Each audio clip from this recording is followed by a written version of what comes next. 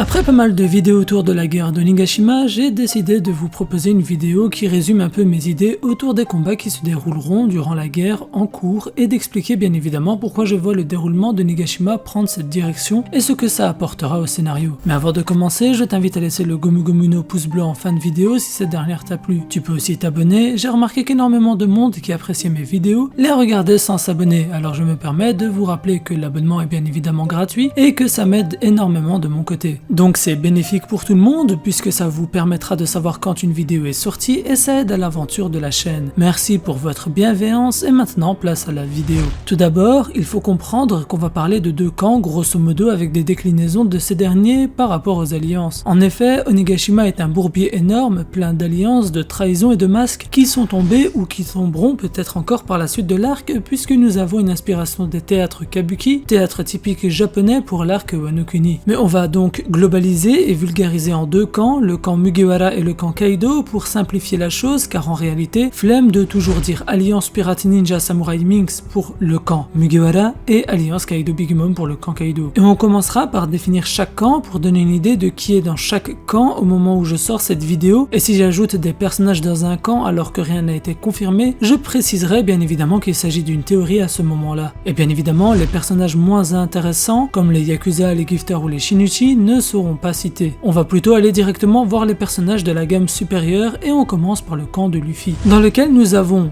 les Mugiwara bien évidemment, les Fourreaux Rouges, Carotte, mais aussi les alliés Supernova, Kid, Killer, Law et Drake officiellement, alors que je pense que Hawkins trahira Kaido pour les rejoindre aussi. Ceci n'est donc pas officiel, mais j'avais développé cette idée dans ma théorie sur l'alliance des Supernova contre Kaido. Et comme ultime allié, pour finir, Marco et Yamato. Dans le camp Kaido, nous avons Kaido lui-même, les trois calamités, les Tobiroppo, Big Mom et Perospero pour l'instant, et potentiellement les ministres et Smoothie s'ils décident à monter cette cascade, plus grand ennemi qu'ils ont rencontré depuis la création de l'équipage de Big Mom. Ainsi, on va pouvoir commencer les combats que je visualise durant la guerre d'Onigashima qui a bien évidemment déjà commencé. Et personnellement, je vois après la défaite des Fourreaux Rouges contre Kaido, les Supernova prendre le relais, à savoir donc Luffy, Zoro, Kid, Killer, Law, Drake et comme j'ai dit théoriquement Hawkins. Le but serait de respecter le parallélisme avec Thriller Bark et Oz qui pourra avoir bien plus de liens avec Kaido qu'on ne l'imagine. Ainsi, au-delà du parallélisme pré-ellipse post-ellipse, on aura aussi un parallélisme dans le seul combat qui s'est déroulé en groupe, Mugiwara pré-ellipse et post-ellipse, il s'agira donc des Supernova. Contre potentiellement une race en particulier, montrant la supériorité naturelle de cette race, mais aussi il s'agira du moyen parfait de faire tomber le premier empereur du manga, puisque Oda disait lui-même avoir rendu Kaido trop puissant et qu'il ne savait pas du tout comment le faire perdre. Ainsi, il aurait opté pour une solution simple mais très efficace, un groupe de pirates contre Kaido. Cela aurait plusieurs significations d'un point de vue scénaristique, puisque ça permettrait de ne pas supprimer toute rivalité possible entre les Supernova et les Mugiwara par la suite. Ensuite, si Luffy arrive à faire tomber Kaido, seul, alors il n'y aura plus aucune intensité spéciale shonen pour la suite, puisque cela voudrait dire qu'à lui seul, ou à deux, ils sont capables de battre l'un des plus grands antagonistes du manga. Ainsi, en optant pour un choix de groupe contre Kaido, il rend la défaite de Kaido légitime, sans que ça devienne bullshit pour un power-up de Luffy entre début Wano Kuni où il se fait one-shot et fin de l'arc où il bat la créature la plus forte du monde. Ensuite, comme déjà expliqué, cela permet de garder un Kid dans la course et que Luffy ne prenne pas toute la gloire de la guerre d'Onigashima, puisque dans tous les cas, il n'en est ni la cause ni à la tête de la rébellion. Si Zoro fait partie du groupe qui combattra Kaido, ce n'est bien évidemment pas parce que je suis un gros fan de Zoro. Vous me connaissez pour préférer Sanji, mais je trouve que Zoro doit combattre Kaido pour plusieurs raisons. Notamment parce que Zoro est aussi impliqué que Luffy dans l'envie d'aider et de libérer le peuple de Wano Kuni grâce à Yasuie pour Zoro, mais aussi parce que plusieurs éléments scénaristiques nous poussent à penser à cette possibilité. En effet, entre le fait que Zoro s'est déplacé à Onigashima via l'odeur de l'alcool et on connaît le lien entre Kaido et le saké, ou le fait que Zoro a mis la main sur Enma, vendue volontairement comme la seule âme capable de trancher Kaido. Et pour finir, parce que Zoro lui-même annonce totalement son intention d'aller combattre Kaido. Sans oublier le fait que lorsque ce dernier demande à Luffy de le prendre avec lui sur le toit, Luffy accepte tout simplement en montrant que Luffy compte potentiellement aussi sur Zoro pour combattre Kaido. Bien évidemment, ils auront été envoyés au sol par Queen et maintenant c'est Sanji qui, aux côtés de Luffy, a cherché à rejoindre le toit, donnant la possibilité que Sanji aussi participe au combat contre Kaido, puisque lui aussi a déclaré sa volonté de combattre l'empereur, et que Jinbei dira à Sanji d'économiser ses forces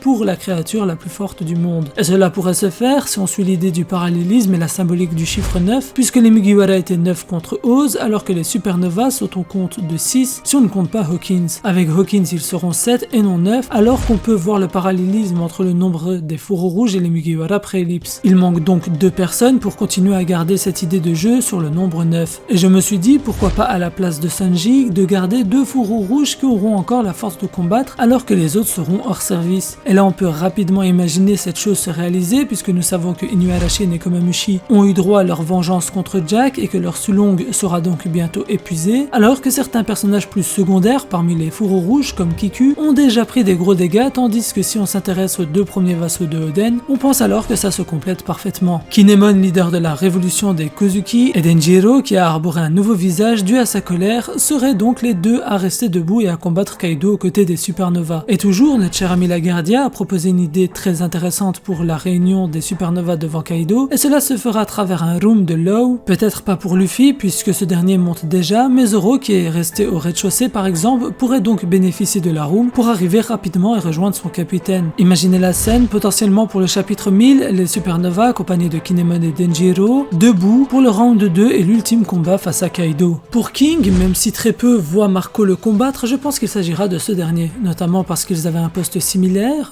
autrement dit second de l'équipage d'un empereur, mais ensuite parce que Marco n'a rien qui lui permette de valider sa présence pour le combat contre Kaido. En effet, contrairement aux supernovas, il a arrêté la piraterie et est donc à la retraite. Ensuite, contrairement au fourreau rouge, il n'a pas cette attache à Oden lui permettant d'exprimer un sentiment de vengeance. N'oublions pas qu'il est là pour aider Luffy surtout et on le voit même dans son caractère, il n'a pas vraiment l'air d'avoir une certaine animosité. Ensuite, Marco et King se ressemblent sur plusieurs points, notamment leur fruit du démon, leur capacité de voler, etc. Et il ne faut pas oublier que King est le plus fort de l'équipage de Kaido après Kaido lui-même. Pour Sanji, je vois personnellement mon Mugiwara préféré combattre Queen, soit seul soit accompagné d'un autre Mugiwara. Pourquoi pas Chopper pour contrer les pandémies de Queen. J'ai déjà expliqué dans ma théorie sur Sanji, mais il est temps que les Mugiwara nous montrent leurs talents et leurs compétences. Nous arrivons à un moment du manga où ils doivent tous être capables de prendre des cadres, plus ou moins puissants bien évidemment selon le membre de l'équipage. Mais si énormément de monde vendait Luffy comme perdant face à Katakuri, Luffy a évolué durant le combat et a réussi à battre le second à Yonko. Et cela sera pareil pour Sanji selon moi qui arrivera donc à battre un commando de Yonko. On a vu qu'il n'a eu absolument aucune peur de sauver Momonosuke des griffes de King et a même eu la tranquillité de prioriser la sécurité du futur shogun de Wano Kuni sans prendre trop de dégâts grâce au Red Suit. Ainsi, pourquoi pas Sanji vs Queen, cela serait selon moi pertinent et intéressant. Ensuite, nous avons Jack, si beaucoup pensent qu'il se relèvera, chose tout à fait possible, je trouverais personnellement cela dommage car cela minimisera et invalidera même le sacrifice de 200 Minks et de leur vengeance. Si Kaido a perdu Jack, il ne faut pas oublier que le camp Luffy a lui perdu la quasi-totalité des Minks et de leur forme Sulong. De plus, cela invalidera surtout la vengeance de Inuarashi et Nekomamushi, chose qui personnellement me resterait totalement au travers de la gorge sans vous mentir. On a ensuite les Mugiwara contre les Tobiropo et je vois bien personnellement les choses comme Jinbei contre Who's Who, un duel en duo Usopp Nami contre Ulti, Franky contre Page One, un duo Robin et Chopper contre Black Maria et Yamato contre Sasaki. Bien évidemment, j'ai pas vraiment beaucoup d'arguments permettant d'appuyer ma vision des choses, outre le fait que les Mugiwara doivent, et je me répète, prouver qu'ils sont capables d'être utiles à la guerre aussi en faisant tomber des cadres. Chopper bien évidemment, ce dernier sera sûrement après qu'il ait produit l'antidote en masse pour le virus épidémique du démon du froid. Et comme nous avons déjà pu voir Usopp et Nami ensemble, on peut imaginer leur combat contre Ulti. Il ne s'agira pas de la première fois qu'Usopp combat en duo, tandis que Robin est aux côtés de Chopper pour l'instant. Si on imagine que les Tobiropo les plus puissants sont Who's Who, Pejmon et Sasaki, on doit leur trouver les Mugiwara les plus forts. Et c'est pourquoi je vois Jinbei contre Who's Who, sans aucun doute le quatrième plus fort des Mugiwara, contre sûrement le plus fort des Tobiropo. Franky est sûrement le seul Mugiwara hors Monster Quatuor capable de tanker les attaques de Page One, et Franky n'est pas en reste en termes de puissance de frappe et de grandeur, rappelons qu'il s'agit d'un cyborg. Yamato de son côté n'est pas un Mugiwara, mais il est prédisposé à se battre contre Sasaki au vu des derniers chapitres. Il manque d'un côté Brook et de l'autre côté Big Mom et son équipage à placer. Du côté de Perospero, nous avons pu voir que Carrot et Wanda cherchent à venger la mort de Pedro, donc je pense qu'on peut imaginer que les deux en forme Sulong seront suffisants pour combattre l'homme bonbon. Pour Big Mom, je lui prévois un autre plan et je ne pense pas vraiment qu'elle fera finalement partie du camp de Kaido, sans pour autant bien évidemment rejoindre le camp de Luffy, mais cela sera pour une prochaine vidéo. Et pour Brook, j'avais avancé la possibilité qu'il combatte Apu et j'aimerais que ce soit le cas. Et toi, qui penses-tu voir combattre qui? Laisse ton avis en commentaire. De notre côté, nous arrivons à la fin de la vidéo qui j'espère t'aura plu. Si c'est le cas, lâche le Gomu Gomu no pouce bleu et si tu es nouveau, tu peux rejoindre l'équipage et faire partie de l'aventure en t'abonnant et en activant la cloche. Nous sommes plus de 18 000 Nakama. Un grand merci, c'était Yams,